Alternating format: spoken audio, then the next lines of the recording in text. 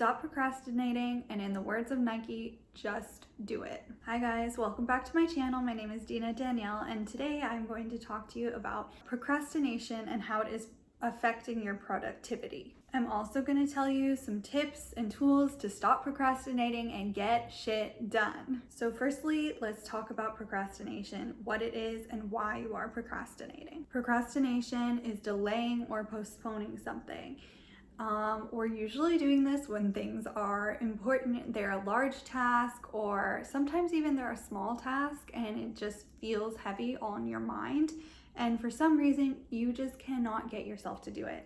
Why is that? Procrastinating, the act of procrastinating is really due to overwhelm. You feel like maybe this task is too big, it's too overwhelming in your mind, even if it's not going to take you a lot of time. For example, sweeping the living room or hanging a painting or something small. It could even be like self-care, like doing your skincare at night or in the morning, and you're procrastinating doing it because you have so many other things on your mind, or you just feel like it is weighing on you. And trust me, I know this feeling. I am one of the worst procrastinators ever, and it is a habit that I am actively trying to break so that I can get more done and I can be more successful in life, because don't we all want that? So what I have found really helpful to stop procrastinating is to not only when you're putting something on your to-do list, but put it on your to-do list with a date that you are going to do it and a time that you are going to do it, and something that is really reasonable. It can't be like you're packing all of these things into one day. That is just not humanly possible to get done in one day. We only have 24 hours in the day. Probably like 2 or 3 of those are spent eating. You need to exercise and you need to sleep for at least like 6 to 8 hours, I would say. I need more than that. Who knows? Some people are fine with 6. Definitely not one of those people. But if you are, props to you. I wish I could sleep for only 5 to 6 hours and be fine, but my brain does not function that way. Back to procrastination. And tools for avoiding procrastination. The biggest thing is creating habits that do not allow you to procrastinate. So what are the things that you're doing when you're procrastinating instead of doing the action that you should be doing, like cleaning your room, doing your homework, doing your actual work? What things are you doing instead, and why is your brain moving towards those things, and why are you distracted by those things instead of doing the things that are going to get you from the place that you are to where you want to be? So a really good example is you set your alarm for 7 a.m. in the morning and you have your phone by your bed. So when you wake up, your alarm is on your phone. You need your phone for your alarm because you don't have an alarm clock. You grab your phone, or maybe you're hitting snooze. You're actively hitting snooze multiple times before waking up. Before you know, it's 7:30, it's 8. You just keep hitting snooze and you don't get out of bed to do your morning workout routine like you promised yourself you would. How can we solve this? What you need to do is either purchase an alarm clock or maybe put your phone in another room.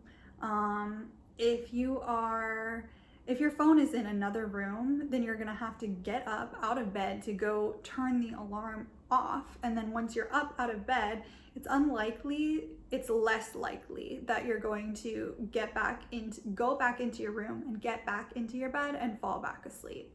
So actually, that's one of the things that I've been doing. I am notoriously bad at hitting snooze and getting up when I say I'm gonna get up. Yes, and I am a cranky person in the morning. So what I've been doing lately to get myself up earlier and to not be pushing snooze is to put my phone with the alarm on out in the living room. So that means I hear it from my bed. I'm in a 1-bedroom, so it's not that far between, but I have to get up out of bed, turn off the alarm, and then I'm already up and I'm not gonna go back to bed. Another thing that you can do if it's specifically getting up in the morning that's challenging for you is buying an alarm clock. I had one for a long time, and putting that alarm clock not right next to your bed so you can't push snooze, but putting it farther away so you have to get up out of your bed and move. If you have an issue with procrastinating and you're this could be in the morning, or this could be at other points in the day, when instead of doing the work that you need to do or the things that you need to do, you are mindlessly scrolling TikTok, you are mindlessly scrolling Instagram, you are mindlessly scrolling Facebook and catching up on people that are from years ago. I don't know, I have people on Facebook that I'm scrolling and I'm like, who even is this? I knew them maybe 10 years ago and we met at a bar in a club bathroom or something. I don't know who they are. Why am I interested in their life? But they're getting married, they're having kids, they're getting a dog. Who fucking cares? So instead of doing that, you can have, I just listened to a Jay Shetty podcast episode. I'm not sure which episode it was, but he was talking about having no phone zones in your home. So I tried to implement that, which is basically my bedroom is a no phone zone. My man can do whatever the hell he wants, but for me, I try not to have my phone in my bedroom. It's been working pretty well. Like I said, I put my phone out in the living room at night, so it's charging out there, the alarm is out there, helps me to not be scrolling before I go to bed, and maybe pick up a book instead. I'm reading The Alchemist right now, so I like to read before bed instead of scrolling on the phone. The problem is that we have so much coming into us all the time. Like, if you're watching TV, you're on the computer, you're on social media, you're on your phone, like you're constantly absorbing all of this information and it is affecting your brain.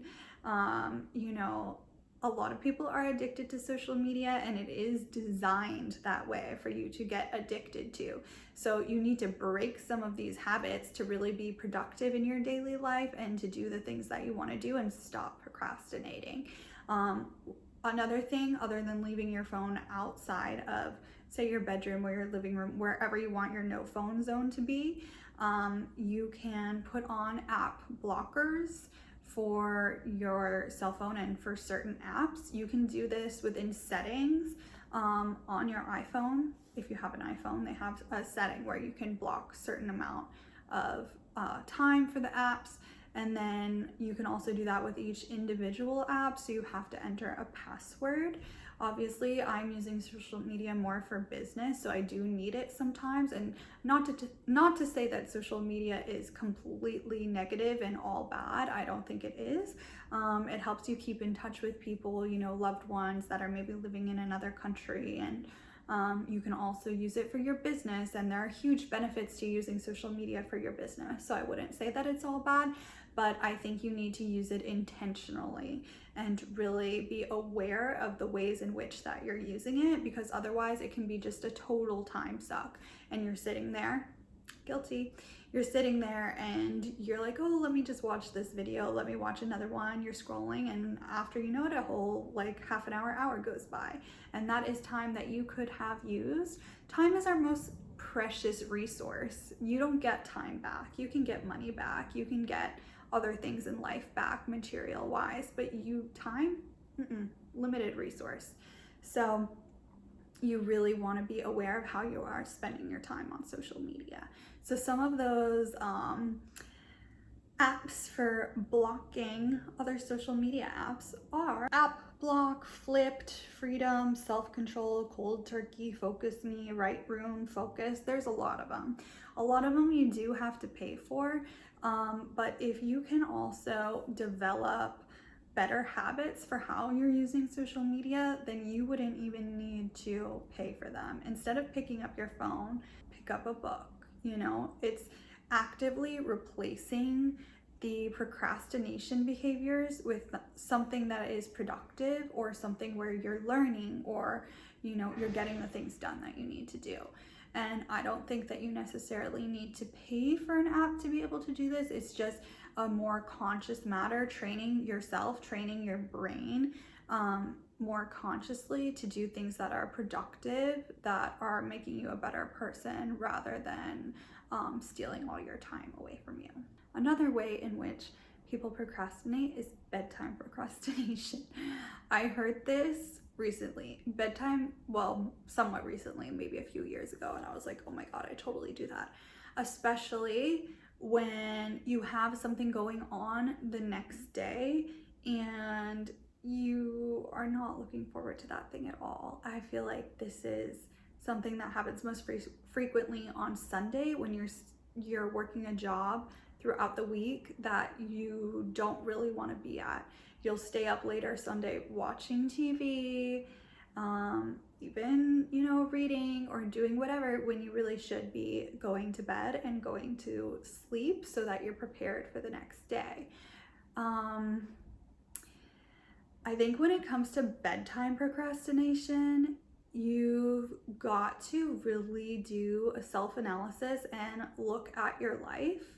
And if you're stuck in a job that you hate and every Sunday night you're just dreading going to work on Monday, that is a bigger issue than just regular procrastination. That is something that you really need to delve deep into and see if it's possible to make major life changes. I understand that not everyone can just up and quit their jobs whenever they feel like it, right? You need to support yourself. Definitely understand that. Support you in doing that.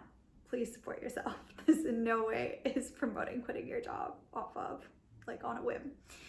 But I think there are steps that you can take to make those larger changes in your life in smaller ways. So instead of procrastinating and watching another episode of Netflix, then you work on your resume a little bit, you apply to a job here and there and see what you can get and in what ways you can make changes. Or you develop a new skill so that you can start your own freelance business, or you start, there's a lot of ways to make money these days, but just starting something new, a new habit, a new hobby, something that you can create money from, that you can eventually leave the job that is filling you with dread and leading you to procrastinate every night and stay up late. That's kind of an extreme example. I don't think that is something that everyone struggles with, although there have been points in my life where I've been at a job that I really, really dislike and I just stay up late on Sunday night or Monday night trying to, escape from reality through television and social media. So procrastination is really looking at your habits and how you can adjust and make changes to improve and really get things done. When I was talking about scheduling, I think it's so important because you can overestimate or underestimate how much time you think a task will take.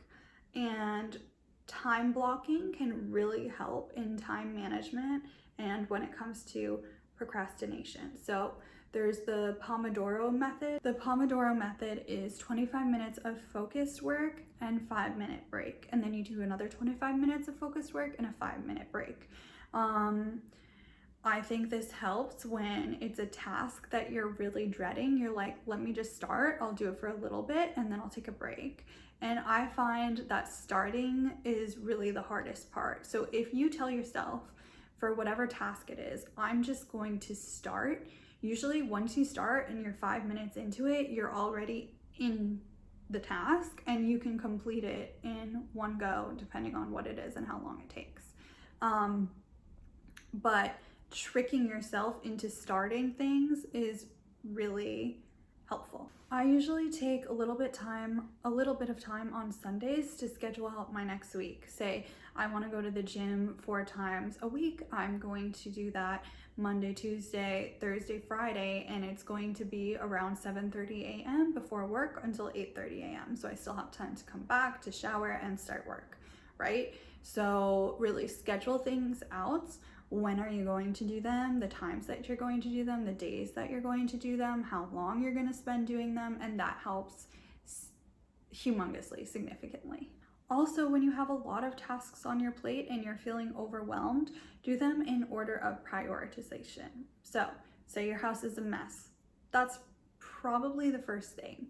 As long as it's a weekend, right? Your house is a mess. You can't focus on anything else. You're working from home. Okay, I'm going to give myself half an hour to organize and another half an hour to clean, and then my house will be organized. Having an organized home really helps to be able to organize your mind and to do the next task. It's proven that having an organized space, an organized workspace, helps you to be more productive. And then prioritize the tasks. So if that's the first thing, then the second thing is maybe starting work or sending a letter that you need to send or making a call that you need to do. Whatever is the most important, do that first. Another method is to do the thing that will take the least amount of time. So if you have a to-do list that's really long and something's going to take 5 minutes and another thing is going to take an hour, and do the thing that's going to take 5 minutes. You're going to feel accomplished, like you can check that off the list, and then the list becomes smaller and it becomes easier and more manageable. Another thing that I like to do to not procrastinate is after I get started, or before I get started, I'm like, okay, I'm gonna give myself this much time to work on this. So it doesn't take all day if it's a longer task. So say, okay, I'm gonna give myself half an hour, or I'm gonna give myself an hour. I'm gonna work on this from 11 a.m. until noon. And by that time, if it's not completed, I'm gonna stop and I'm gonna do some other things, and I might come back to it later in the day or tomorrow. But at least start. What is it that Mary Poppins said? Starting is half the dream. No, gotta look. Oh, I remember. Okay, I didn't even have to look it up. Mary Poppins said, well begun is half done. And it's so true. Like, just once you start, you feel so much better. And once you start, you feel revitalized to continue this project and to complete it. And I would say that's another thing too, is like, if it's a bigger project, if you're doing a creative work or an artwork, people procrastinate so much that they don't finish projects. And this is maybe another video entirely, but you have to like see the project through. Yeah, okay, I'm gonna go into that in another video because that's just like, there's so much I want to say about that. But yes, definitely completing the projects that you set out to do. They don't all need to be completed in one day, but to have that sense of satisfaction that you can complete something and then you know you can do that again. So say you are working on a song or you're working on a creative project, you got to get started. Sometimes it's easier to start from that inspiration, and then coming back to it, you're not in the same mental space as you were before, and it's harder to complete the project. But you've got to see things through and train yourself to do that. What else can we say about procrastination? Another reason that you could be procrastinating is because you're distracted. So if you are trying to do work at home, that can be a huge distraction. You have dishes, maybe you have kids, you have laundry to do, your house isn't clean. If this is a priority and something you really need to get done, just go to a coffee shop. Just go. It's going to be so much easier to get out of your home environment thinking about all those things and go somewhere which is a more neutral environment, and you will be a lot more focused. Also, blocking out time where you're not on your devices. So if you're turning off your phone, turning off your computer, whether that's for a 4-hour stretch, an 8-hour stretch a day, or even just an hour, can be really helpful. So you're eliminating those distractions. You're not going to get texts, you're not going to get calls, you're not going to pick up your phone and check social media just out of habit. That can be a really helpful tool to stop procrastinating. Thank you guys so much for watching this video. I hope these tips really helped. Don't beat yourself up for procrastinating. Everyone does it. I think the idea is just that you procrastinate less and less. You're better at managing your time, and you come up with these techniques that work for you. You can pick and choose whichever ones work for you and implement them into your daily routine and daily life, and you're going to become a lot more of a productive person. So thank you so much for watching. I'll see you in the next video.